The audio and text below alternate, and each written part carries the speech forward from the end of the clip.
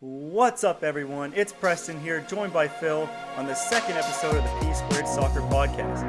Thanks for joining us this week. We got lots to talk about, so grab a drink, grab a snack, like the video and subscribe, and let's just jump right into it.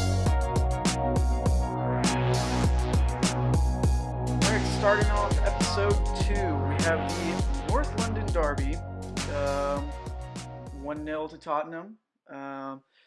Arsenal not playing the greatest football at the moment. I think severely missing Aaron Ramsey in midfield there, making those upfield box-to-box runs to open up the opposition center backs and get into space, allowing for Mesut Ozil to play him through, or Mkhitaryan to play him through. I think the midfield battle was easily won by Moussa Dembele, and it just again goes to show just how weak physically Arsenal is in the midfield. I think Mohamed Elneny had a decent first half performance. I don't think he deserved to be taken off. I think it was around the 65th minute or something he got taken off.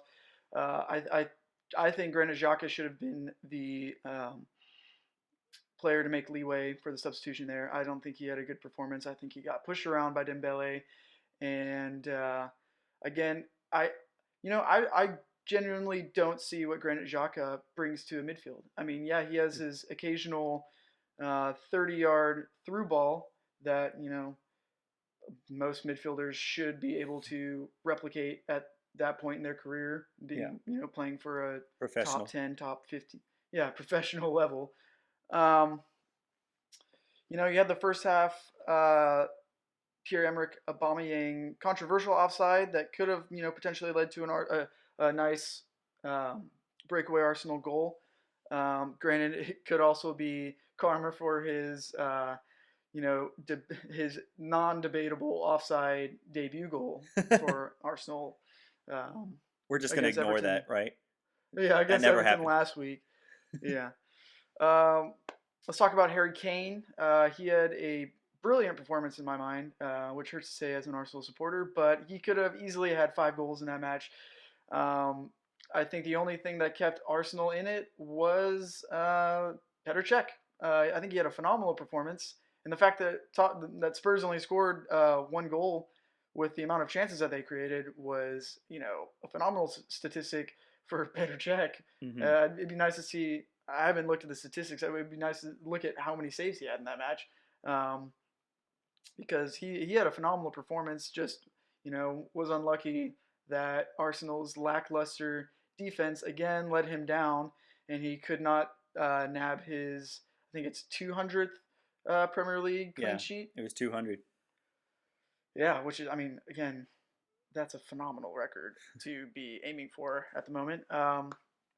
At the moment, I think Tottenham is playing far superior football to Arsenal. I think, the defensive woes of Arsenal are apparent in every match they play. You look at guys like Shkodran Mustafi, and the fact that, he's putting himself under pressure in lots of different scenarios every time he gets the ball, and putting Petr Cech under pressure every time he plays the ball back is not a good thing. And he looks shaky at the back. And since Arsenal acquired him, I think it's been almost 2 seasons now since that transfer from Valencia. I don't see him as a top tier center back. I mean, he has his bright spots in his tackling play with regards to tracking back and tracking down breakaways by opposition wingers and forwards. But I mean, I just don't see how consistently he hasn't been able to string together a consistent amount of good performances. Let's see.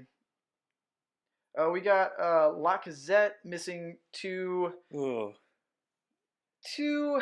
I will say, difficult chances. As a former striker myself, those were not easy chances to take, especially in the rain. That's fair. Granted, he is a world class striker playing for a very competitive team, and those should be in the back of the net. At least the second chance where he put it wide past Hugo Lloris.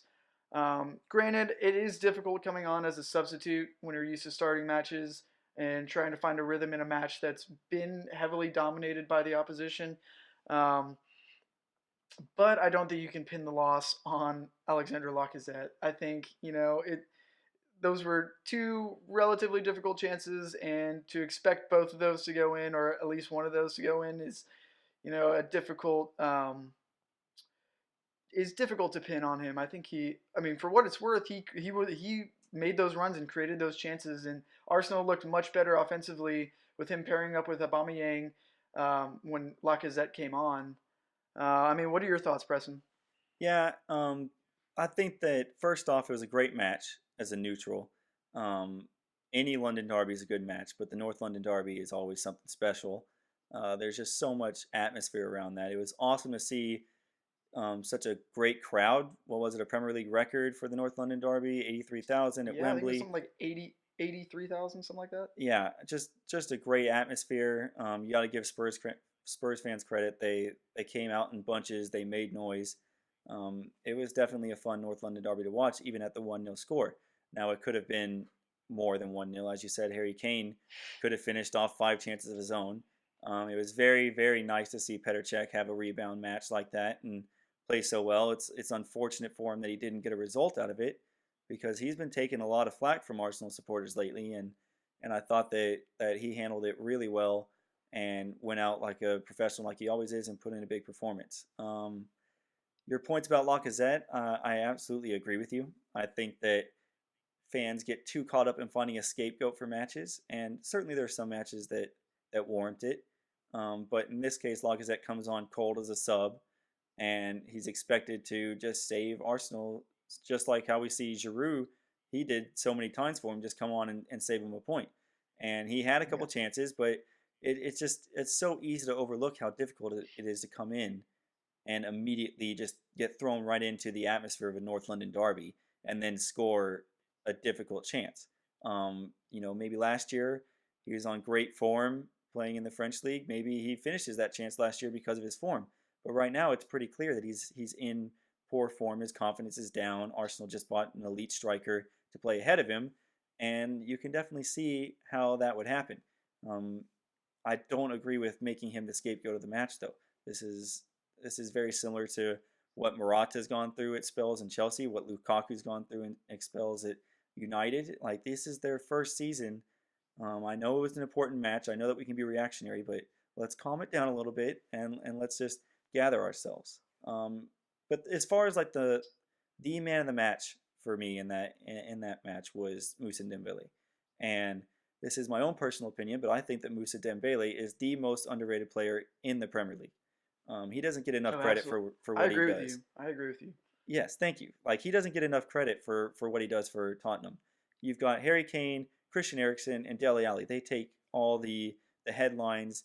They're seen as that like contingent at Spurs that keeps them going. But Moussa Dembele is the cog that keeps the whole wheel turning. Like, he is so important to that midfield. I don't see another midfielder out there like him with that similar attribute to hold up the ball as well as he does. He can literally take you from your own half into the opponent's half and fight off 5 guys while doing it with like a 90% guarantee. I just made that number up, but that's sure what it feels like when you're watching him. So like when I watched that match, it was just evidence again, and a big match for Tottenham. Moussa Dembele took over. He took over the midfield. I thought that Arsenal's midfield played soft, and you already touched on those points with Xhaka and Elneny. I do agree that Ramsey was a big miss, but overall, it just shows the class that Spurs are in right now. They are in ridiculous form, as evidenced by their Champions League performance, which we'll talk about in a little bit. And going back to their draw against Liverpool, their win against Manchester United, now winning the North London Derby, they are on a roll, and they've worked their way up right behind Chelsea in 5th in the table at the moment. That can certainly change anytime soon because there's such a tight window between 2nd and 5th right now. But Spurs, they're a danger right now. Arsenal are a little bit in turmoil, but it's February. There's still time for things to turn around for it. But overall, great match, great spectacle, good for the Premier League. I got up early to watch it, and I was excited to get up early to watch it. So that's what you'd want as a Premier League supporter. Exactly. All right, moving on. We have United's loss to Newcastle. I want to hear your thoughts on that. Yep, that's a big result. The match, it just seems like Rafa versus Jose is always a battle. Mourinho and Rafa don't like each other. Mourinho doesn't like many people these days, but it was a fun match to watch. It's always good to see. Newcastle fans are hardcore. You know, those Geordies are crazy up there, and and it was a good, tough fought match. It was about what I'd expect. Um, I think I predicted a draw, but it's Yeah, not gonna. so did It's I. never easy to go up into Newcastle and win. Like it's just not. Even when they're playing as bad as they are, they always get up for the top six opponents. I guess I should specify if you're in the top six, they always get up for those matches. Man United looked dull again. Alexis looks a little out of place again. It has to be a little concerning as a Man United supporter, and it's not like you have some sort of gap to protect in the Premier League at the moment. I mean, they are 3 points separates them and Chelsea, and then there's Liverpool in between, and then Tottenham are only a point Yep. behind us. It is so tight in that top four spot that just a little drop in form for Man United could mean that they're not going to make Champions League next year. They don't have the Europa League to win this year, and we'll see how they do in the Champions League in their fixture. But um, that was a definite dent in their campaign.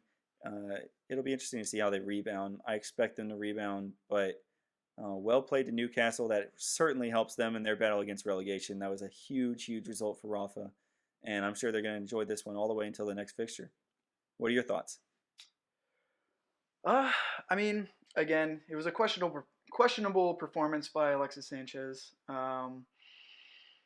and that may come off as bias, as me being an Arsenal supporter. But you also have to look at it objectively in that, um, how many times was he dispossessed in that match? I mean, Mm-hmm. it's got to be in double digits. Like, you can't be relied on in Mourinho's system if you lose the ball constantly. I mean, I don't think Aiden Hazard's possession stats were even or dispossession stats were even anywhere close to what Alexis Sanchez's Oh, they're are, and I not. think they're probably the two most comparable players from a stylistic standpoint. Uh, w- Comparing Alexis to anybody, I would say he's probably about as close to Eden Hazard as anyone else in the league. But again, you look at Mourinho's system. What and I brought this up last week. What exactly does Alexis bring to that system? Forcing passes. He's proven to not really be able to work off of a target man, as is evidence with his play with Giroud. I mean, he essentially created uh, a lot of goals himself when he played for Arsenal, and was also a consistent poacher, um, and just got himself in position to score. But I just don't see him thriving at United. I don't see that happening. Also I want to tap into Benitez once again getting the upper hand on Mourinho, which has historically been a very very even-headed matchup. But as of late, I think Benitez has the upper hand, and I think you got to look at Jose Mourinho and the fact that United is vastly underperforming with the amount of money that they've injected into transfers for that squad. They should be up there with City, if not ahead of City. Um, I just Mm-hmm. think Manchester City has done a lot better business with regards to finding cohesive players that fit a system better, with, as Mm-hmm. is evidenced by the points gap and the fact that City are running away with the league right now. I just don't see United's. I don't see United staying in second. I see them definitely falling to Liverpool with the form that Liverpool is in right now, and Yeah. the absolute rampage that we'll get to in a bit about Mohamed Salah once again just absolutely ripping the league up. Unbelievable. Unbelievable. But yeah, I mean, back to my point, I just don't see United as a. I don't see them competing for the title anytime soon with the squad that they have. Um, And I feel like Mourinho's tactics are becoming a little bit stale. There's a huge gap between the defense and the offensive front line in that squad. I mean, in the midfield, I think that Paul Pogba has underperformed this year for his price tag.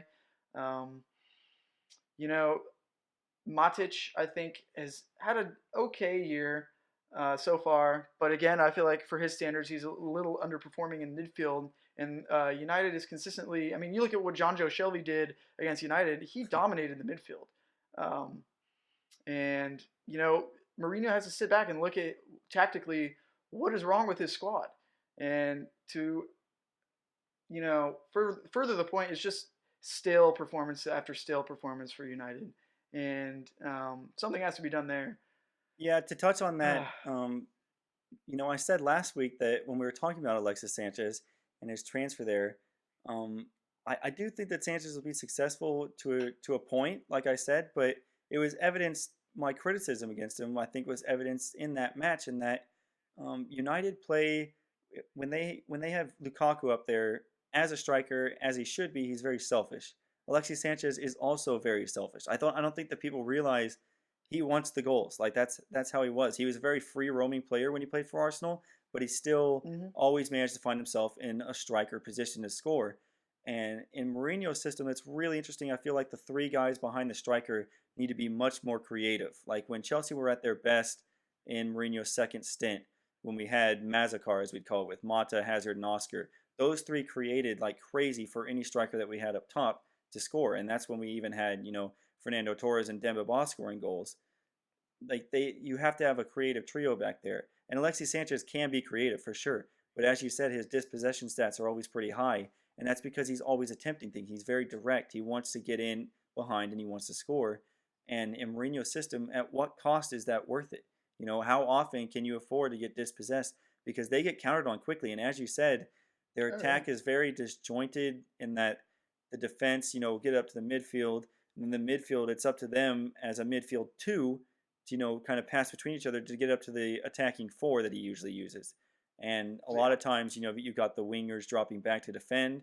And it gets very disjointed at times to where these lower teams that sit back and then hit you on the break, just like in Chelsea's second stint with him, especially in that season a couple years ago when he got fired.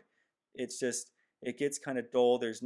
I feel like Pogba needs to be able to be that facilitator that brings it up from the midfield into the attack and then contribute in attack. And early in the season when United were doing really well, he was excelling at that. Right now, things have gotten a little stale, and you're seeing the results of that. And so it'll be interesting to see how quickly United can turn it around. I still believe that Mourinho can, find a way to turn it around. But as you said, every team behind him is coming quickly, and even Chelsea, who were in a so-called crisis, they got a big win, and they've got both their strikers healthy now. So now they feel more confident in the attack, and they're right behind him as well. So like I said, United they're on the brink. They've got to turn their season around quickly. I know that in a couple weeks, when the Premier League returns, they're on the FA Cup break right now. When the Premier League does return, Man United and Chelsea play at Old Trafford in a massive match for both clubs. So that'll be one to watch. Yeah, absolutely. But speaking of Chelsea, that's our next topic. Chelsea 3, West Brom 0. As a Chelsea supporter, that makes me very happy. As we both predicted. As we both predicted. Just to jump into it, just a quick overview of the match. Chelsea with a really shaky start. You could tell the headlines, the pressure around the club, whether that's manufactured from the media or from the club itself, is a question for someone else to answer, because personally I think that the club is completely behind Conte. I think their performance showed that. But in the beginning, there was definitely some shaky moments. West Brom, Pardew set them up perfectly to come out and attack us. Like he knew that Chelsea were in a vulnerable state and that they could come in and try to steal something from it. And they came out and they probably should have scored. But Chelsea gathered their nerves, and Olivier Giroud, I thought, played a brilliant match.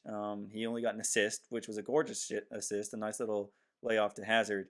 But Eden Hazard dominated the show. Olivier Giroud adapted well, and then after about 60 minutes, we got to see Morata come on. It's nice to see him in full fitness. That's a little bit of a surprise because I had heard that his back injury was worse than expected and that, we might see him gone for a couple more months. But that was at least speculated, so it was good to see him make his return. And I can't stress this enough. Chelsea are such a different club when we have our strikers back. I know that the results against Bournemouth and Watford are unacceptable. I know that a 7-1 scoreline between those two matches is atrocious. But you do have to consider that Chelsea for the past month have been playing without a number 9. And then, right at the Bournemouth match, we expected Batshuayi to play, and he gets loaned out the day of the match. So it was just hard. It was just hard to bounce back from that because Hazard, you can't play Hazard as a target man. It's not possible. It's physically not possible. No. And the club seemed to only try that when we were playing those matches. So you saw Hazard in more of a free role, playing behind Giroud. They linked up brilliantly. Then Morata came on. It was a completely different pace. Morata can bring his speed into it, his flair into it. And, his hold-up play, in my opinion, is underrated. But I just thought it was a good turnaround match. The clean sheet I thought was important just as a mental thing. And I'm hoping that this can turn around Chelsea's season. They're back in the top 4. We have the Champions League coming up. Conte was happy after the match. Just everything, let it calm down and let it start to flow. Yeah, I mean, good points. I agree with you in that, Chelsea, they've just sorely missed having a forward, a striker. And, Eden Hazard is one of those players that needs a wall of a physical presence to play balls off of, to get himself open and find slots behind the defense, and that's exactly what Olivier Giroud is going to provide. And I know I stressed it last week, in that Giroud, I think, is the perfect talisman option to put up front for Chelsea. I do like Alvaro Morata, but I do think that Chelsea's performances are going to benefit more by playing Giroud up front. Just because, having watched him for 5+ years or whatever it is that he was at Arsenal, the amount of link-up play that he allowed, just being that physical, present, pivot target man, just allows a team to attack much more fluidly and get those wide forwards in behind the defense and attack at angles and put balls in. And you saw a perfect example of that with Eden Hazard's goal against West Brom in that match. In that, at the top of the 18 box, essentially Olivier Giroud is just posting up. What he's doing is just he's posting up like a center in basketball would. Essentially, it's a 1-2 pass directly back to Eden Hazard, and you just saw him. He's quick enough to just split that center back pairing right in two and get into a scoring position, and he slots it home. And that's exactly what what Giroud provides to a squad. And you're right. It's going to be interesting when the Premier League play does come back. The United Chelsea matchup is a huge match. That might be one of the games of the year in my mind, because it's Mourinho against Chelsea, which is already going to be somewhat bad blood. I feel like mostly from him, but that's probably just because he got fired. But it's going to be interesting where Chelsea ends up at the end of the year. I mean, at this point, they could end up from anywhere between 5th and 2nd in my mind. I think at this point, as much as it pains me to say, Arsenal's out of the top 4, top 5. They're 7 points back of Tottenham, and 8 points back of Chelsea right now. So I don't see them being in it. So it's between Chelsea and Tottenham in my mind for Chelsea, Tottenham, and United and Liverpool for 2nd through 5th.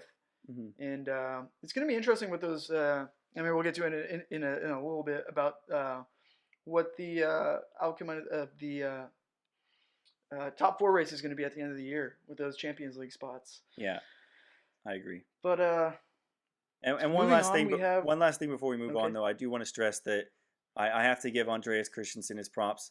I said that missing him in the back was a huge deal, and he returned and all looked normal again. It's absolutely crazy what this young center back can do, but we can move on now, but I just wanted to say in the podcast, Andreas Christensen, I love you. You are the best center back at Chelsea right now. You and Aspie can be my heroes for life. He's a prime talent. He's fantastic. All right, But though, moving on, we have the City outright annihilation of Leicester, of Manchester City outright annihilation of Leicester City. Um, my thoughts regarding this, um, other than obviously City's running away with the league right now, but that match absolutely cemented Sergio Aguero's placement as still to me a top three, top four striker in the world at this point. 4 goals past a relatively decent eighth place Leicester City mhm, defense. Um, I mean that fourth goal was an absolute belter. it was Uh, beautiful. he's just Woo! absolutely absolute cracker. And in my mind, it just cements his place as an all-time Premier League great. Like I don't see any. I mean, there's not much to talk about with this match, considering how much of a demolition of Leicester City it was by Manchester City. Yeah. But just in my mind, the main point that I came out of that match having was that Sergio Aguero has still got it. As much injury issues as he may have at times, he is a fantastic striker and Yeah. probably one of the best in the history of the Premier League. I mean, what are your thoughts on that match? Yeah, I mean, you nailed it. It's just as simple as Manchester City rolls on. Sergio Aguero knocks on the door and says, "Hey, remember me? I'm still a big deal here." De Bruyne, beautiful assist, beautiful play as usual. He's just a class ahead right now, and Manchester City are just a class ahead right now. They are so good. Uh, they're just it's absolutely ridiculous. This people need to realize that they're watching history because this is one of the best Premier League squads I think ever assembled. Personally, um, Oh yeah. they are just dominating in every aspect. Uh, as crazy as it is, I don't think that you could rule out the quadruple. I really think that they could win every competition they're in right now. And they're gonna I do have too. to, Yeah. and I'm gonna have to see some sort of drop of form to think that they're going to lose any match. I just go in every weekend now expecting a Manchester City win, and you can't do that about opposition, but they're proving it. Just a great performance, uh, and it was exciting as I thought it would be. I hate to brag, both of us are bragging a little bit about our predictions, but Manchester City, Leicester City is always a fun fixture. I'd encourage anyone out there whenever you see that on the fixture list, as long as this Leicester City team is assembled as is. But yeah, if that fixture list comes up, watch it. It's always a fun match. You're going to see lots of goals. Two teams that will attack each other. Yeah, and we want to hear in the comments below, what exactly your thoughts on this historic Manchester City team are. Hmm. Um, to me, they're kind of akin to that Golden State Warriors team from a couple of years back. The Yeah. absolute just annihilation of the league.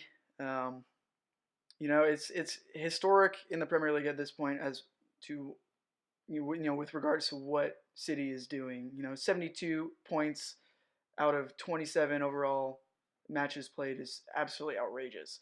Yeah. You know, 23 wins, 3 draws, and 1 loss. That is Ooh. insane record. So yeah, we want to hear what We're your in thoughts are in the February, dude. comments. Think about that. We are in Yeah, February, and yeah, that's we're their in record. February. All right, you want to take the next talking point? Yeah, we'll move on to talking about the Liverpool match against Southampton. Dominant match from Liverpool.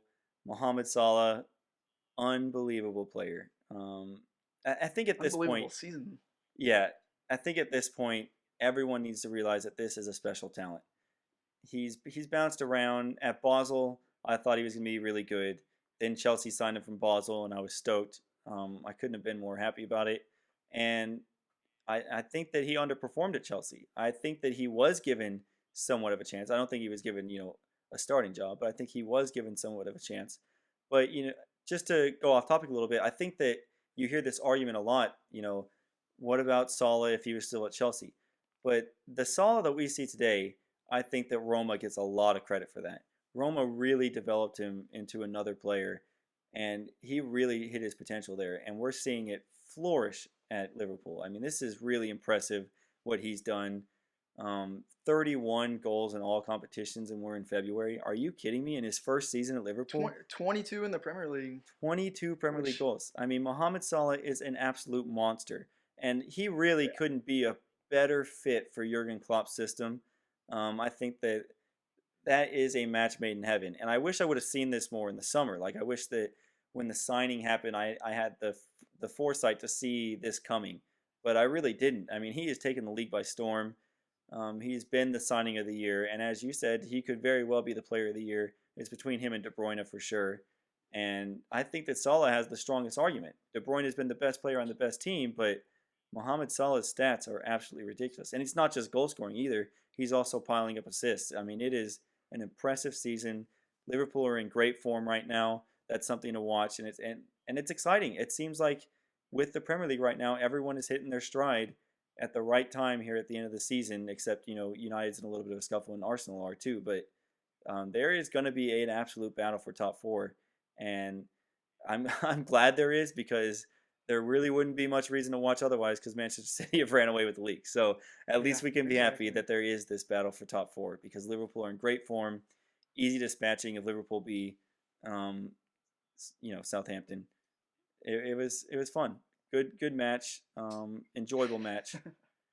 We'll see how it goes from here. I know Liverpool have some big matches coming up, and those top six matches they've got to do well in.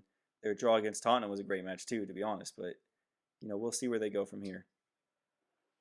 Yeah, I mean, I'm in complete agreement. I think, you know, as much as Kevin De Bruyne has contributed to City's just dominant uh, title, running away with the title performance this year, I think Mohamed Salah does, at this point in the season, deserve the Player of the Year, and I think he's on pace to get the Golden Boot Yeah, as well. He's contributing to a little over 1 goal per game played in all competitions this year, which is, those are messy numbers. Um,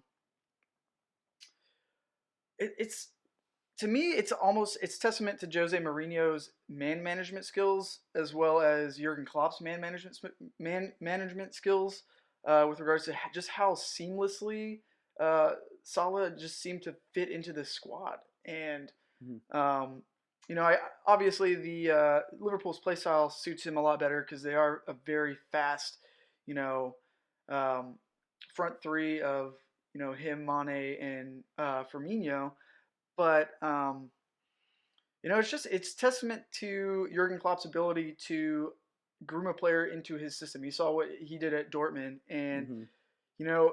players thrive under him. Look at what Marco Reus did under Jurgen Klopp. Look what Mario Götze did. Robert Lewandowski.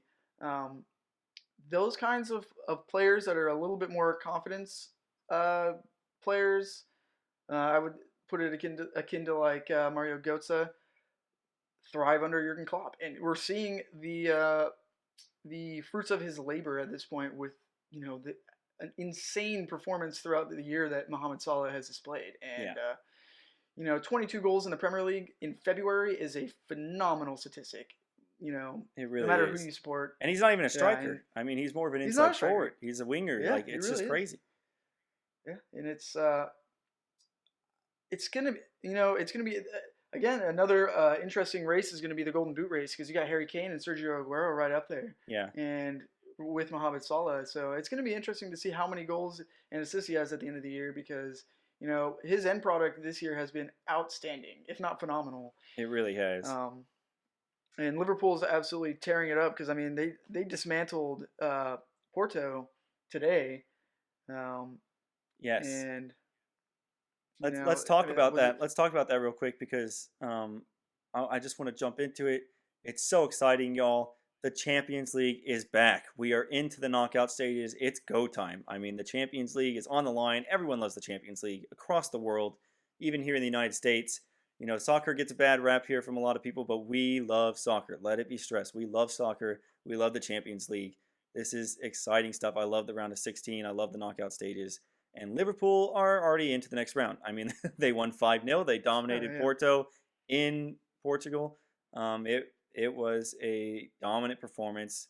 Uh, I was shocked at how poor Porto were. I thought that they'd be up for it. A big match at home against Liverpool in the Champions League. It was a shocking display. It really was. poor defending all around, bad goalkeeping.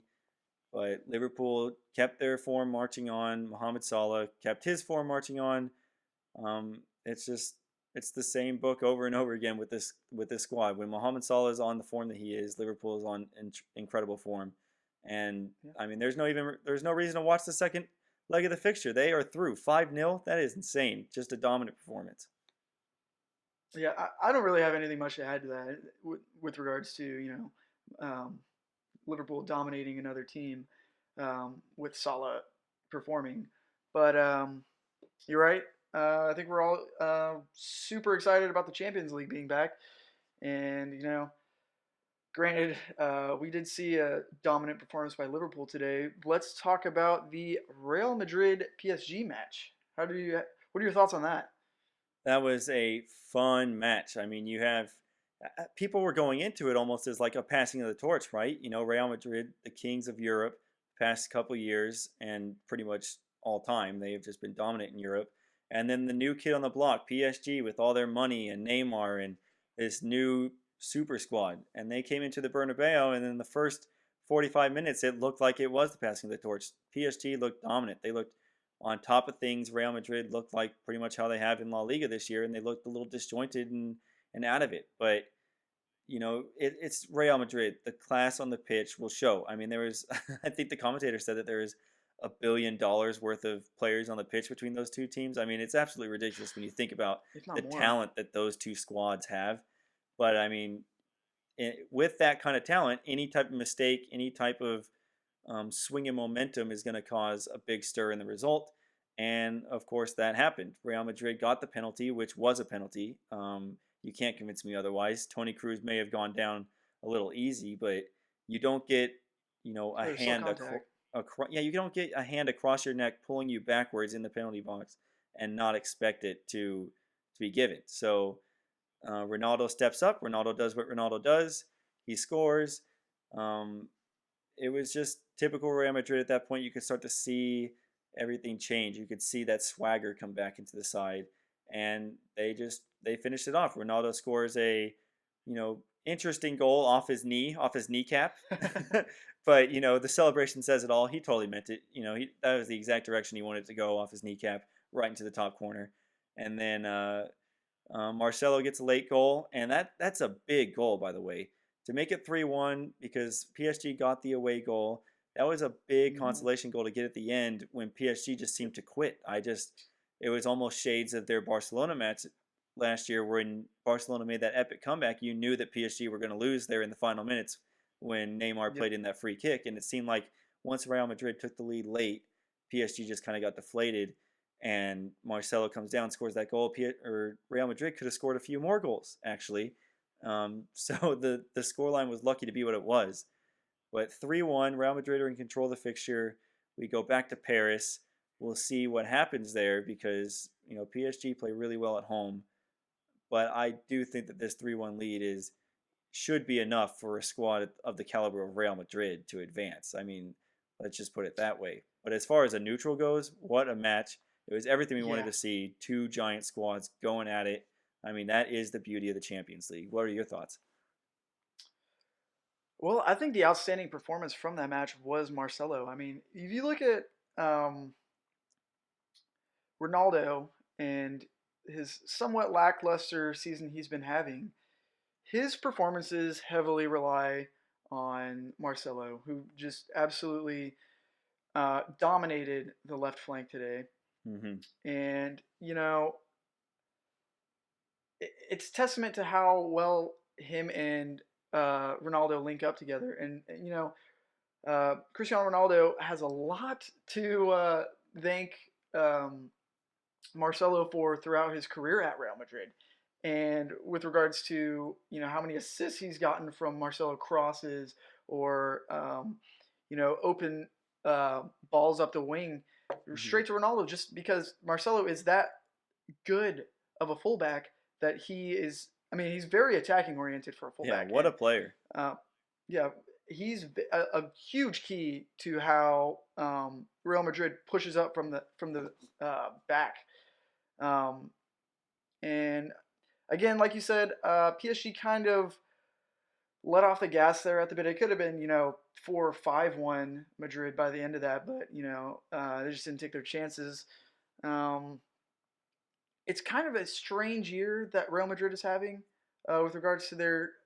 I mean, there were talks of Zinedine Zidane being, sacked, Yeah, by Christmas with the way that they'd been playing. And they're still not performing as well in La Liga as they should be. But again, they're just going out and doing their thing in the Champions League, and having won it 2 years in a row. Um, they're just, I guess, a tournament team at this point. I think it's they're going true. all out again for the Champions League this year because essentially it's a one horse race in La Liga with Barcelona running away with it. Um, I thought Ronaldo played pretty well today, given the fact that he has had a lackluster season so far, for his standards. That is, um, I don't have much else to add to that match. It was a great match to watch from a neutral standpoint. Yeah, you bring up a great point about Marcelo though. I mean, what a player he is. He is I mean, he's otherworldly. He's a fullback that could play anywhere on the pitch. I mean, you could put him in midfield, he'd do great. You could put him on the wing, he'd do great. You could put him up front, he'd do great. He is super talented. And I feel like that he is probably an overlooked part of that squad. He's just so consistently, one of their top players. And he provides so much for that squad because he is a good defender too. Like he is the best Yeah, left back in the world by far at this point.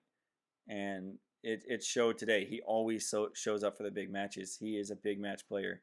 But yeah, I just wanted to totally agree with you on that point. I think that Marcelo needs the props that he deserves. yep.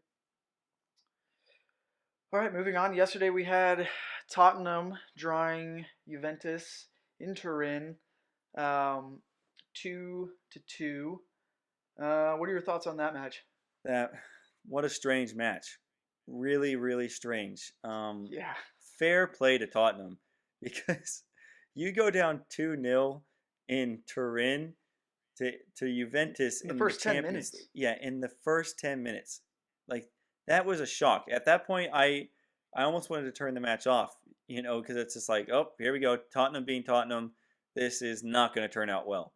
But I don't know if it was something with Juventus's tactics. You go up 2-0 and they were just kind of smothering them, and then they just dropped back to hold on to that lead. And I mean, you can't really fault that tactic because of how good they've been at home.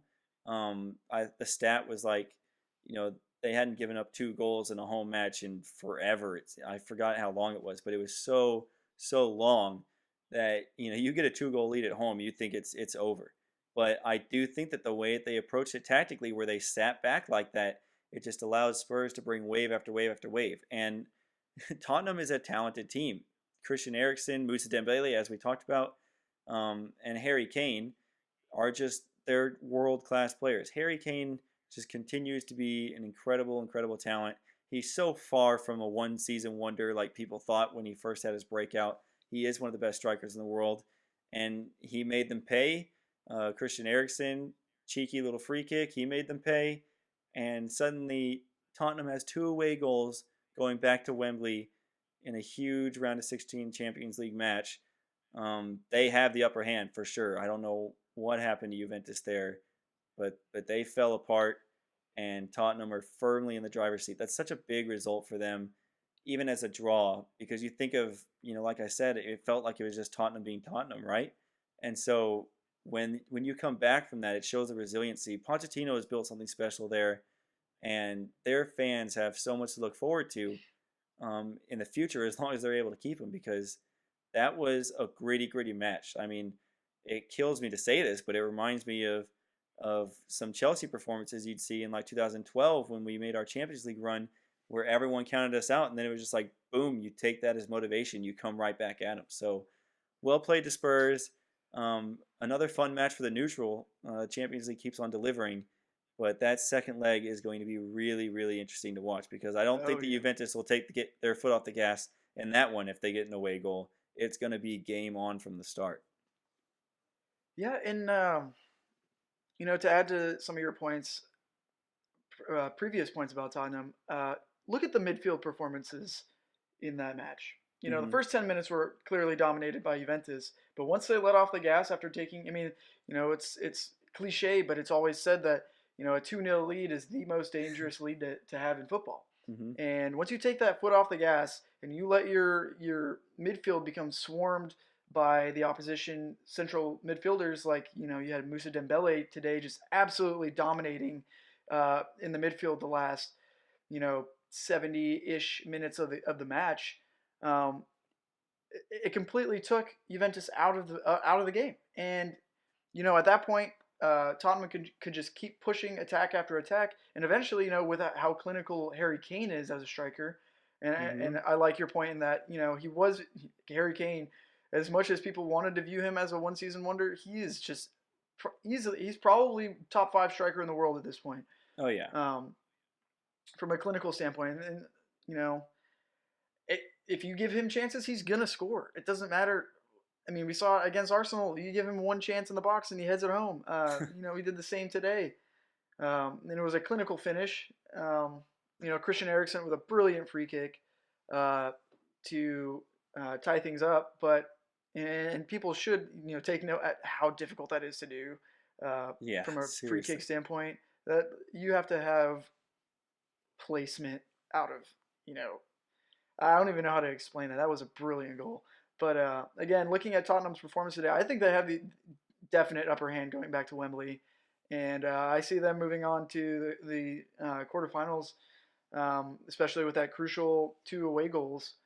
Hmm. As long as they could just sit back and, you know, park the bus the entire match, which, I mean, they have pretty solid defense themselves. I mean, they have a lot of options what they can do tactically.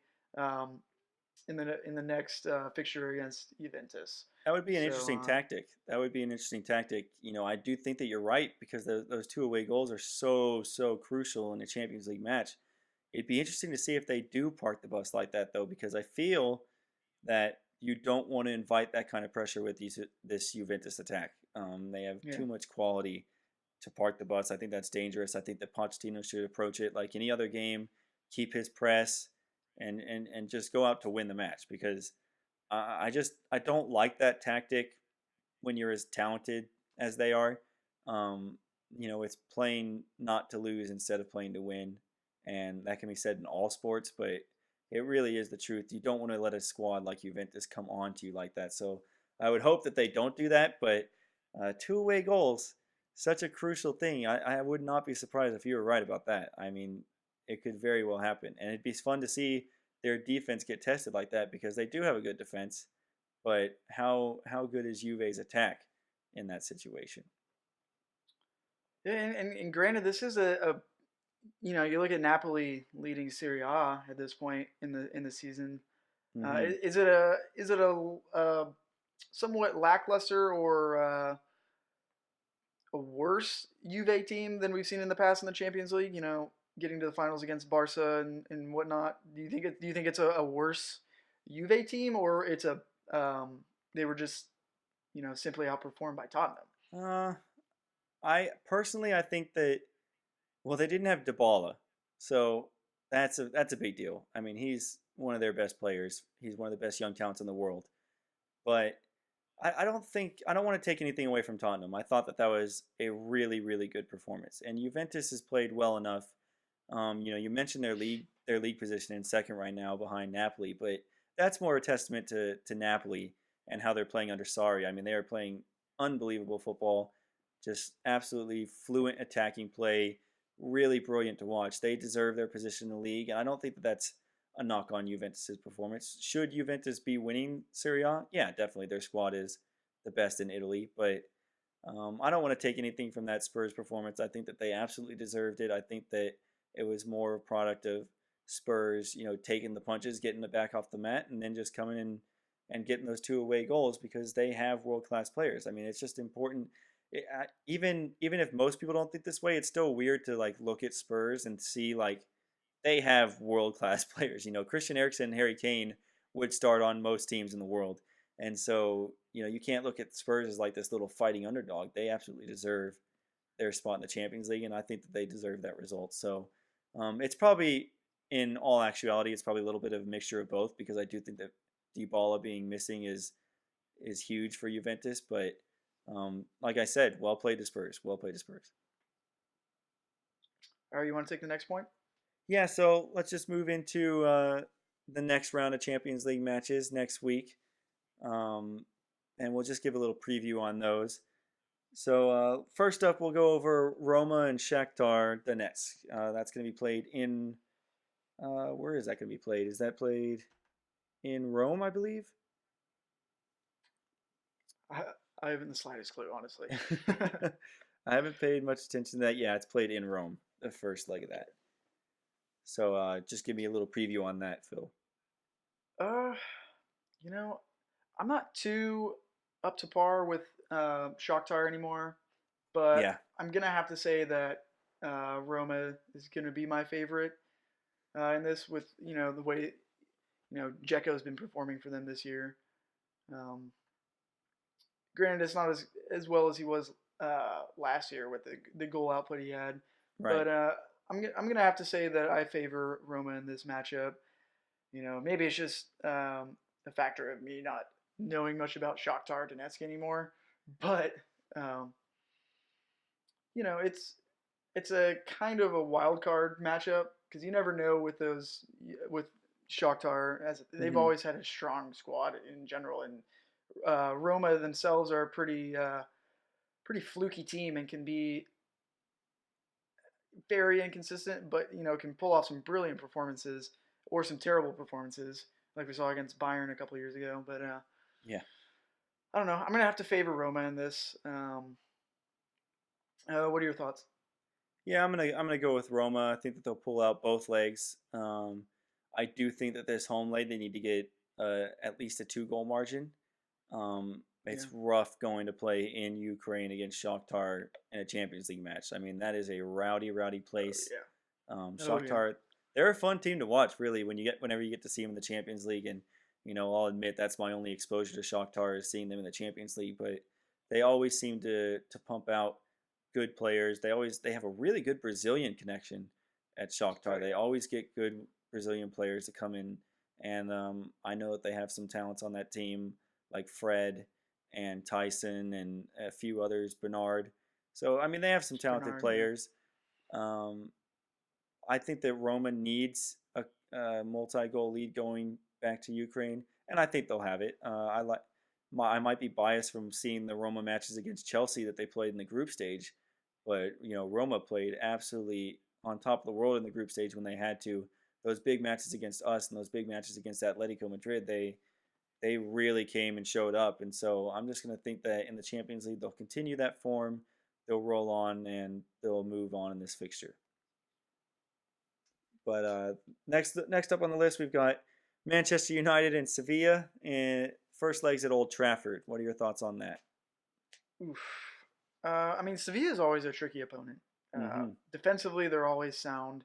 Um, they always seem to wheel out fantastic midfielders with regards to holding midfielders. Yeah. You know, Again though, it's gonna come down to the I want to say cohesiveness of the United play style and how they come out, and if they can dominate the midfield in that match, I see them coming out on top. Just with regards to the talent that they have that can just pull out a world class goal from nowhere. Um, it's going to be interesting what Alexis Sanchez is going to do. Yeah. Um, whether or not Paul Pogba is going to have a good performance. I see I see United pulling a 2-0 victory at Old Trafford. Um, Defensively, they've been okay lately. United have, and Mm-hmm. I don't see a team like Sevilla coming in and causing too many issues for a defensive Mourinho setup. Lukaku, it's gonna be interesting what he does up front, considering that he's kind of somewhat had a underperforming year from the quick start he had at the beginning of the year. But I don't know. Who do you think is going to come out on top? Yeah, I think that's a fair assessment. I I think that Mourinho in the Champions League, uh, and their current spot, knowing that they're not going to win the league, I think that they'll come out strong. I think that he's probably got his side, prepped motivationally to go out and do well in the Champions League, much like he did in the Europa League last year. And so I think that that'll translate a little bit in this. Obviously, the Champions League's harder, but I think that they'll come out. They definitely have the talent, and I think it's as far as mentality, they'll come out strong. They'll come out and dominate this match at Old Trafford. I think it'll be kind of like a relief for the fans a little bit, especially after losing to Newcastle. So I'm expecting Manchester United to come out on top. I expect them to come out on top overall in the fixture and move on to the quarterfinals. But Sevilla, I feel like I always underestimate Sevilla when I shouldn't, right? Like they seem to be the kings of the Europa League, and and it's kind of funny considering Man United won the Europa League last year. So this is a fun little fixture. I don't want to doubt Sevilla too much, but I do think that Manchester United will come out on top in the end. What's our next matchup? Next matchup is Besiktas and Bayern, and that's going to be played in Turkey, the first leg. Well, I don't think there's going to be much debate here. I'm going to go for a 3-0 Bayern victory, if not more. You have the likes of Lewandowski performing well, Thomas Muller performing well. And Bayern consistently having a rock solid defense. I don't see a team like Besiktas coming in and outperforming a Bayern München team. I don't see it happening, and I see a fairly simple round of 16 performance for Bayern going through to the quarterfinals. I don't think it's going to be much of a roadblock playing Besiktas. Yeah, I think that this should be one of the easier fixtures of the round of 16. I think that Bayern will be super happy with this draw. There's always that question when you go to Turkey to play, much like in the Ukraine, the atmosphere is just insane, and it certainly motivates them, gives them a good home field advantage. But these squads are not, they're not even close on paper. This should be Bayern rolling by a huge margin. And that's just what I'm going to go with. I don't think there's much to discuss here. I think that the performance needs to be strong, though, because Bayern, they're going to want to come in strong for the quarterfinals, because I'm sure that whatever draw they get in the quarterfinals will not be this easy. I think that the easier fixture on the list is probably Man City and Basel, and we already saw what City did to them in the first leg. So I don't want to completely count Besiktas out of it, because it's the Champions League. Anything can happen, but I would be stunned, and I want to reiterate, I'd be stunned if they get a result out of this. This should be Bayern all the way. But that leads us into the final match, the big one, if you ask me, the big one, Barcelona and Chelsea. That is something to talk about. I'm going to get myself warm here as you go over that one. It's going to be interesting with, Chelsea coming off that victory. I mean, granted, it was against West Brom from this past weekend. Playing a team like Barcelona is going to be a real test for Chelsea's talent. I would say, being able to at least score a goal against a Barcelona squad and maintaining a fair amount of possession is pretty much testament to being able to perform with and even sided to Barcelona. And with Barcelona running away from their La Liga opponents at this point, I see them coming into this a little bit flat-footed. I think they're going to come in thinking they're going to steamroll Chelsea, and I think Chelsea's going to pull. I mean, is this at the Camp Nou, or is this at Stamford Bridge? Before we move on, I do need to say that I messed up when looking at the schedule. All the fixtures that I was talking about, I was looking at the second leg, So those are all the second leg home matches. So just to go over real quick, Bayern's playing at home, Sevilla's playing at home, Shakhtar's playing at home, Chelsea are playing at home in the first leg, and then the reverse fixture is the week after, or a couple weeks after. So I apologize. Don't destroy me in the comments, or do destroy me in the comments. I really couldn't care less. Just destroy. Yeah, just go for it. That was a huge mistake on my part. But to answer your question, the first leg is at Stamford Bridge, and that makes a lot of sense because I was wondering. I was like, I'm pretty sure the first leg's at Stamford Bridge. Why am I looking at this wrong? Yeah, I mean, going back to my point though, I just feel I have a strong feeling that Barcelona is may possibly come into this a little bit flat-footed. I mean, obviously you have guys like Luis Suarez who have really come into form as of late, and are racking up goals and assists like crazy with a runaway Barcelona team. But Chelsea is a talented squad. They won the league last year fairly easily. They have the players to compete at the highest level. You look at guys like Eden Hazard and Azpilicueta, Christensen in the back. I mean, Chelsea's defense, when they have Christensen, are very solid, and it's going to be up to players like Olivier Giroud, or if he plays. And I know that Morata's back now, but it's going to be interesting. It's going to be interesting to see who they start up front. Yeah, in that matchup. Because whether they want to go for a true target man like Giroud or a somewhat pacier striker like Morata, who's been in a little bit of poor form lately. Whether or not they're going to give Giroud the slot up front, it's going to be interesting, and I really, really want to hear your thoughts on this. Okay, so yeah, this is really, really tough. I hate this draw. I love this draw. I hate this draw because it comes at the worst time.